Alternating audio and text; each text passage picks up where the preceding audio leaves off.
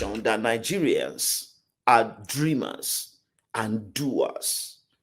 When the enabling environment is provided, whether you are in the market of Onitsha, the hubs of Lagos, the farmlands in Benue, thinking about the oil platforms of the Niger Delta, or maybe the halls in Uzuka, or look at the skyscrapers, everywhere in New York, in Houston, in London, in Dubai, everywhere you see Nigerians, there is one thing that is common that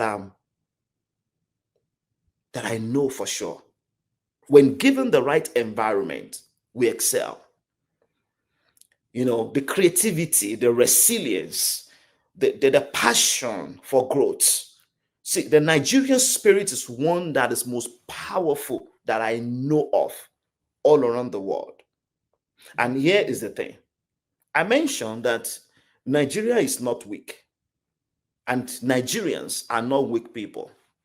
Nigeria is strong, thinking about its potential, the people, the ideas, the passion that Nigerians have. But here is what we need to know. Strength alone does not build nations. But what builds nations is the ability to convert the strengths into power. The ability to study patterns, to recognize patterns, to use patterns, and then to create patterns. That is what we need to transform our nation, Nigeria. So, this is the fundamental principle for nation building.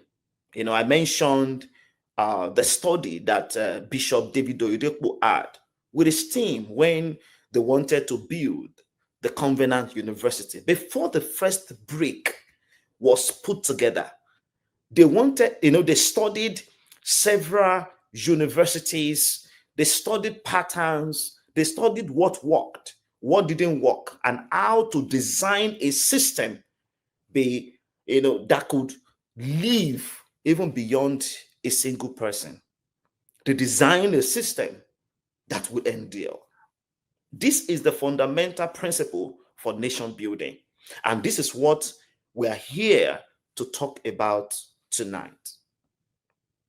Nations that thrive are not just nations that are not intentional. I want us to think about this. Every nation you see in the world has its own challenges. They have their own ups and downs. There are nations that we know today, and we recognize them, and we understand the patterns behind their progress and their failures. In 2012, I had the honor of receiving a national award from then President Goodluck Jonathan. As I stood there in that room, looking around the room, I saw governors, I saw ministers, director generals, billionaires, people whose decisions shaped this nation. And in that moment, I thought, imagine if every single one of us in this room understood and applied the systems I'm about to share with you today. I was just a hard-working young Nigerian with no political connections at all. Only the grace of God and a burning desire to see our nation transformed. That moment left me with a burden that has never left. The transformation of Nigeria must not be left to chance. We have to be intentional about the transformation of our dear nation. I began to study patterns, like I mentioned, that we have to recognize patterns, we have to use patterns, and we have to create new patterns in order to transform our nation. So when I studied patterns and I look at nations and organizations, that have transformed, that have moved from nothing to something great that the whole world is talking about today. Think about Singapore, Rwanda, the UAE, looking at how they moved from where they were to where they are today. And I kept asking myself, what is the hope of the boys and girls under the bridge in Lagos? I began to ask myself, the families that are drinking river water in Igolao, Kogi State, the young minds with big ideas, but no environment to bring them to life. What is the clear plan of our dear country? What is Nigeria's clear, actionable transformation plan? And how can this be known not only by policymakers in Abuja, but by the men and women in the markets, the farmers in the fields, in different fields, and the youths in our schools and entrepreneurs in our streets? This is why I developed the ADAPT model, a system sustainable change leadership framework tailored for Nigeria's reality. My people, this is very important, and this touches my heart. And I know that if we can all adopt and see the strength in this framework, we can all create the transformation that we want to see in families, in communities, in teams, in organizations in our dear country. This is not just theory. It's a practical, scalable system inspired by nations that have rebuilt, reformed, and risen. So this model moves us from vision to velocity. And that's the mindset. It ensures that transformation is not dependent on a single leader or election cycle, but it's embedded into the fabric of our national systems. And that's why we are here tonight, to have this important conversation. And as I walk you through these 6 steps tonight, I want you to think about 2 powerful questions. And I don't want you to miss this. Please listen to these questions carefully, whether you're watching me on Facebook, on YouTube, or on LinkedIn. Here are the questions. Number 1, where do I fit in this blueprint? And number 2, how can you commit to being part of Nigeria's transformation, no matter where you are in the world today? Because, my fellow Nigerians, a scalable Nigeria is possible, but only if we build this scalable Nigeria together as a people. So, let's talk about the mission and the vision of this scalable Nigeria that I'm talking about. Here is it. Scaling a nation starts with scaling its leaders. We cannot scale a nation without scaling the leaders. Do we have scalable leaders who are capable to lead our nation? And that is the big question. We don't need people who are only thinking about politics, not leadership, because leadership is not a throne. It's a kitchen. Everybody sees the boiling water. But what about the eats?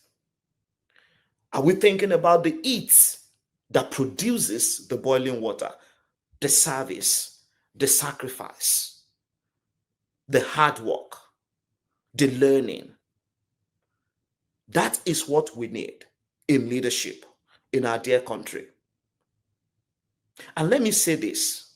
We don't need politicians in leadership. We need leaders in politics.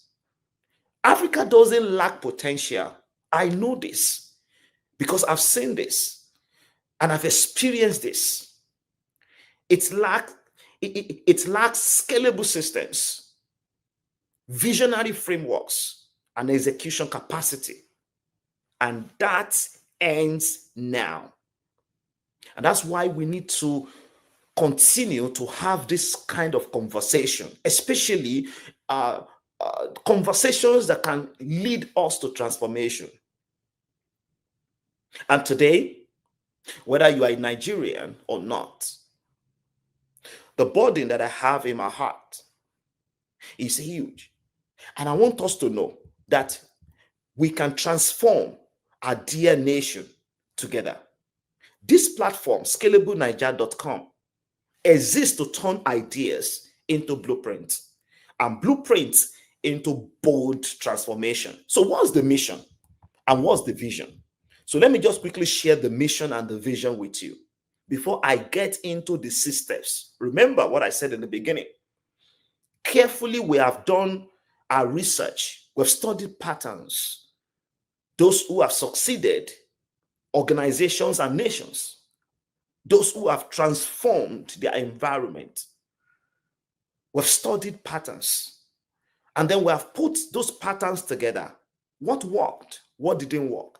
If it works, let's scale it. If it doesn't work, let's transform it. That is what this conversation is all about. And the mission is to equip decision makers with practical frameworks and leadership tools that lead to measurable national transformation, citizen empowerment, and economic scalability. This is what this conversation is all about. The vision is to ignite a leadership transformation in Nigeria and across Africa by applying proven models and scalable leadership in public institutions, private enterprise, and national systems. If we can understand these models, those frameworks, trust me, we can transform our dear nation. Just like I stood in that room that very day and I saw leaders, I saw people who are making decisions in this nation. And I thought, what if everyone understood these systems that I'm about to share with you? Ladies and gentlemen, here are the systems. Number one, the first step, alert the system. I call this system alert. The first thing that needs to happen in order to transform our dear nation, and in fact, let me say this real quick. This same framework can be used in families, can be used in communities, can be used in organizations. It is scalable. It's a well-researched framework designed that we call adapt model. The number one step is system alert.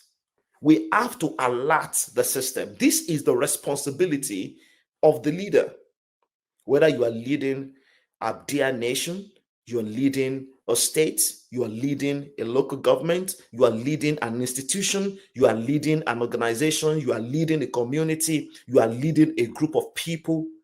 The first thing is to alert the system. Everything that we see in Nigeria today that most people are complaining about is an alert. If someone has headache, it's an alert in the body that something is wrong with the body. If I have headache, it's an alert that is something that is dysfunctional in the body. So I have to check it. There are many things today in our dear nation that most people, if you go on social media or just open the newspapers, you see several alerts all around us. Well, the first step is to alert the system. Recognize warning signals and create urgency for national renewal. This is very critical. And there are three major actions that we must take as we alert the system. Number one, declare a national transformation state of emergency across key sectors. Number two, launch a national feedback and alert platform for real-time public insight. There is a need for transparency. Without transparency, we cannot achieve this. Number three, appoint a cross-sector transformation leadership council of experts. And I underline experts, not just people who are connected with political leaders, not just people who are loyal without being expert. I'm talking about experts, youths, and reform-minded thinkers. I mean, think about the global example. One of the examples we studied, Singapore.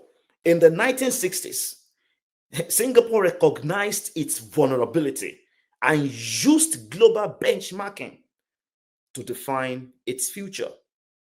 This is what we can achieve as a nation.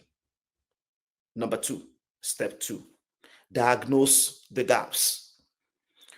The moment we raise that alert, we need to diagnose the gap. If someone has headache, the first thing that the doctor would advise is to check or to understand the cause of the headache, because they want to get to the root cause. So one of the recommendations will be to go for a blood test in a lab.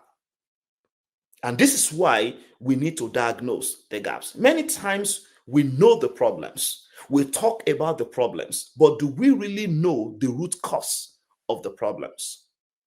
So that when we get to the root cause of the problems, then we can all uproot that problem so that we don't see that kind of problem anymore. However, many times people that we have in leadership understand the problem. They know the problem. They are not ignorant of the problem. They travel to different countries, even some of the countries I'm talking about here today. And here is a statement. And of course, one of my conclusions. And that's why we are doing what we are doing today. You can't wake up someone who pretends to be asleep. So if a leader goes out there and understands the problem and then pretends to be asleep, you can't wake such a person up. It's hard. No matter what you say, no matter what you do, you are just stressing yourself. There is a need for mental transformation because you cannot help someone who has not helped himself. And that is why leadership starts with self. It starts with self. So number two is to diagnose the gap. Identify the root causes and structural barriers. And so there are three major actions that we must take in order to diagnose the gap. Number one, conduct a national capability audit across ministries, agencies, and sectors. Number two, map institutional weaknesses, value gaps, and leadership vacuums. And number three, we have to introduce a truth dashboard. Can you imagine a national truth dashboard? A dashboard that every leader in every institution can have access to. Everybody can understand what is going on in every institution. So sector A understand what is going on in sector B. Institution A understand what is going on in institution B. And then we can all learn from one another and then build something that is sustainable by using the truth dashboard with real-time performance metrics and transparency reports. This is possible. They've done it in Rwanda, and we can as well implement the same thing. Think about Rwanda in 1994 post genocide. Rwanda diagnosed ethics, structural and governance fractures, and used homegrown systems, for example, like the Gakaka courts, to rebuild. This is sustainable. How can we build from our strengths? How can we leverage on what we have and what we carry as a nation? Number three, and this is the third step, assess readiness. You can't order change. You can't order change. Remember what I said, that leadership is not a throne, it's a kitchen. It's a kitchen where several ingredients are put together in order to prepare the meal. And that requires service. It requires sacrifice. It requires patience because you have to cook and prepare the meal. It requires a focus in order to create the transformation that we need. But there is a need for leadership at the center. So assessing readiness requires evaluating leadership capacity and national appetite for transformation. So there are three actions that we must all follow in order to experience this, starting from the top to that woman on the street. Run readiness assessments at states, local, and federal levels. Number two, we have to launch civil service immersion exchanges with globally functioning nations. This is very critical. If we go into the DNA of our civil service,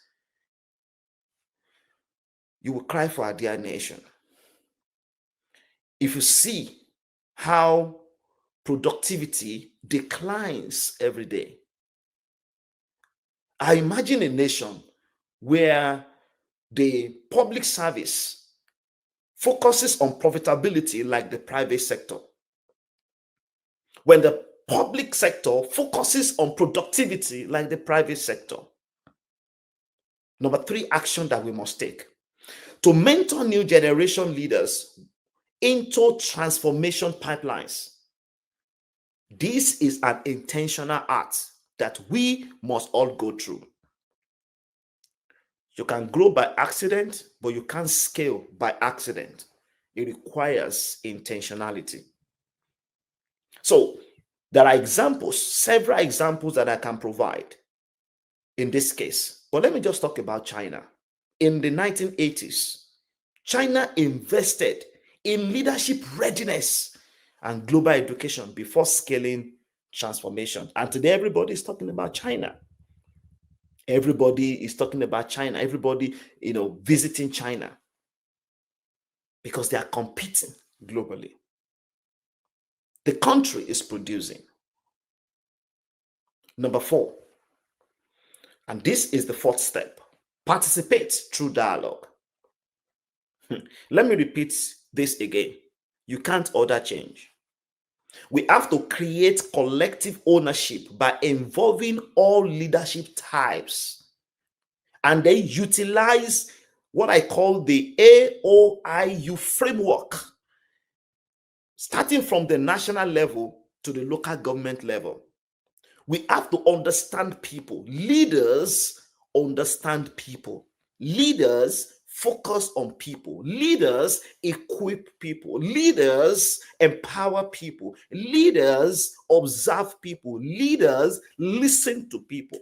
And leaders study people and position them well so that they can deliver their best. So in the process of transformation, there is a need to identify people's strengths. There is a need to have people of different leadership types in the room. Number one, achievers. These are result-oriented people. They are result-driven people. We have to engage achievers in measurable impact strategies in order to bring in their own ideas because they are self-driven to make great things happen. We have to engage organizers, people who think systems, system-driven people. They can help us structure reform implementations. They can help us create what we need to transform our dear nation. We have them in every nation in the world. How can we bring them together? How can we digitalize our transformation? How can we create a system whereby we understand everyone, every expert that we have everywhere in the world? How can we have a pool of experts on a platform? This is possible. These are things that we can implement in our dear nation, where there is a need to have innovators, idea-driven people who are just innovative, who are just thinking about the next steps because of their exposure, people who can contribute disruptive insight and new models. And then we need to involve unifiers, those who can bring us together, people-driven people, those who can facilitate public buy-ins and community alignment. So for us to achieve this, there are two actions that we must take together as a nation. And every leader needs to also have this understanding. Number one, establish strategic think tank and national dialogue lab. This is very critical. Now, the dialogue lab I'm talking about is not a place where people come to consume. It's a place of contribution and production. It's a place where the nation will invest in and say, here is our national lab. This is the place where ideas are generated, the think tank for the nation. What if we visit New York and get those think tanks, Nigerians who are doing great in several countries, in several organizations across the world? They are there. We know that they exist. What if we look across the nation, every state in Nigeria? There are Nigerians who are doing great things, who are doing exploit. People who are built from nothing. They understand what it means to create transformation.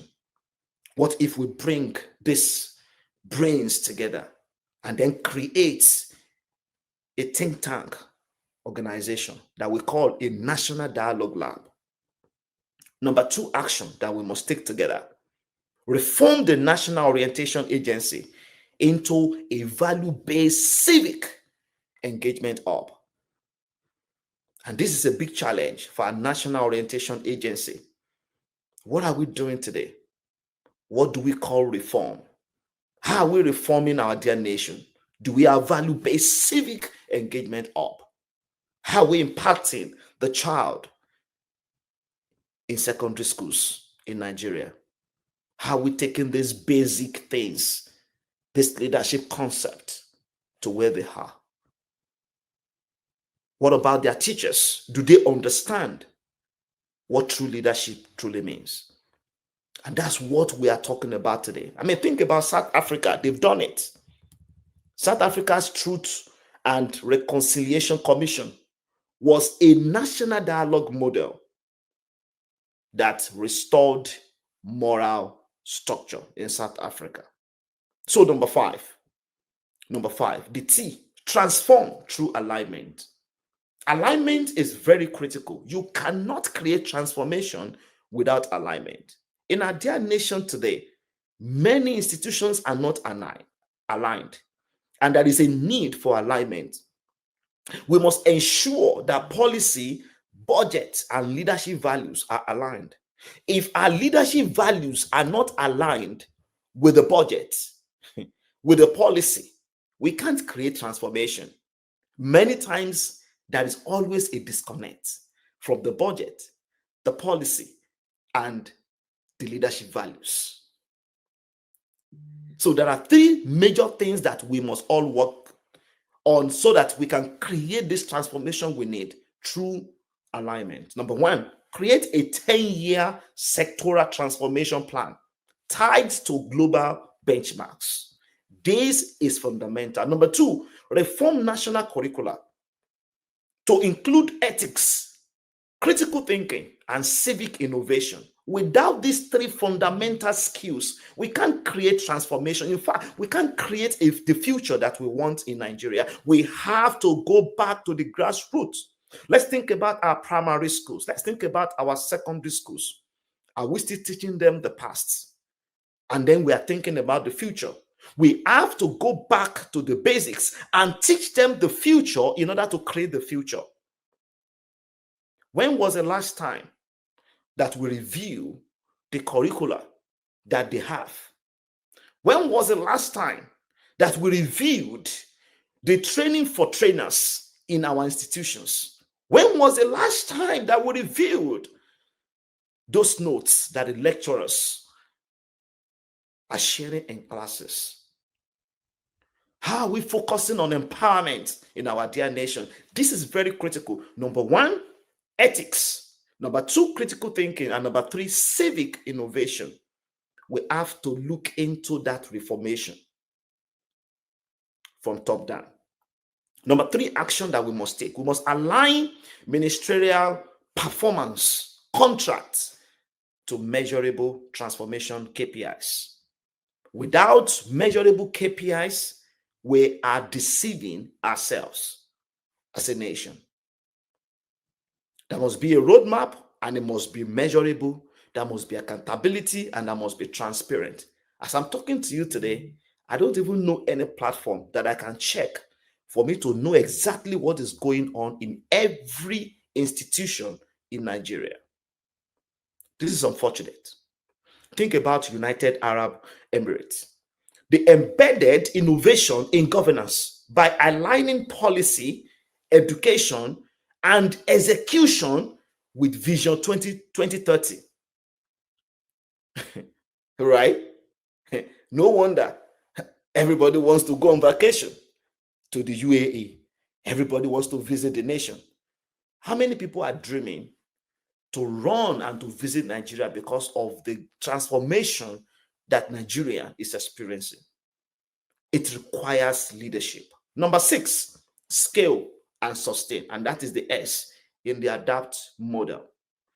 Scale and sustain is embedded in structures and systems that outlast the leaders. It's not about an individual, it's about the institution. It's about creating systems and structures that can outlive an individual. So there are 3 actions that we must follow in order to create sustainable change in our dear nation, Nigeria. Number 1, adopt the scalable leadership framework in all government MDAs. This is fundamental in order to start this process that we're talking about here today. Number 2, create a national transformation incubator to mentor scalable leaders. You can't become a scalable leader if you are not developing yourself. If you don't have a system of personal development, you must have a continuous development plan in order to become a scalable leader. Because the level 1 leadership is a place where no one graduates. No one graduates at that first level, no matter who you are in our dear nation. So when was the last time that we had a leadership, intentional leadership development program at the national level, training our top leaders what it means to truly lead? Do we have an intentional program whereby everybody must go through? Institutions, functional institutions, where everyone elected or appointed must go through in order to function well in the office. A systematic program whereby everyone must pass through and then see what it means to truly lead. And then we have the metrics to measure the progress of such programs. So, the third thing that we must do here is to digitalize governance operations for efficiency, transparency, and trust. I know there are several systems that I'm aware of, in different efforts by different institutions who are already working towards digitalizing, governance operations. But we need more, and there is a need for a roadmap that we can apply across all sectors, all institutions, and all MDAs. This is very fundamental. So 2 actions that we need to take today as a people and for leaders. Number 1, establish strategic think tank. Remember the same action steps for the 5th step. And that's the same thing we need to apply here for the 6th step. The think tank and the National Dialogue Lab. That is how we can sustain what we are building. We can't sustain, we can't scale it if we don't have a functional National Dialogue Labs. Number 2 is to reform the National Orientation Agency, because their responsibility is very critical in order for us to take all these systems from what we are talking about into the right implementation and taking it to the grassroots and making sure that everybody is informed about where Nigeria is going. Think about Finland. Finland scaled sustainable education. That's why many people, love to go to Finland without thinking about the weather in the country.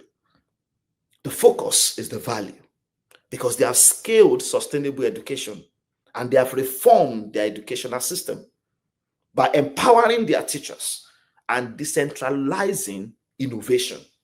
That is very critical. What are we doing towards that? Empowering our teachers.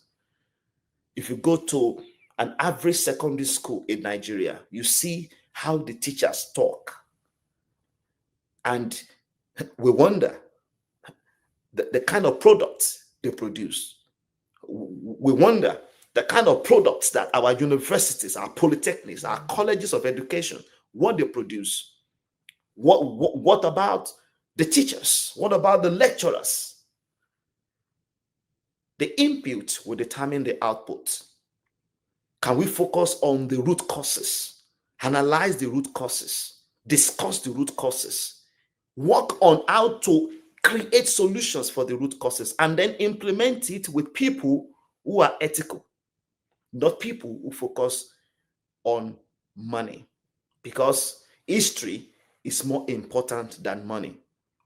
Whatever we do today, history will record it, and our unborn children will read what we are doing today.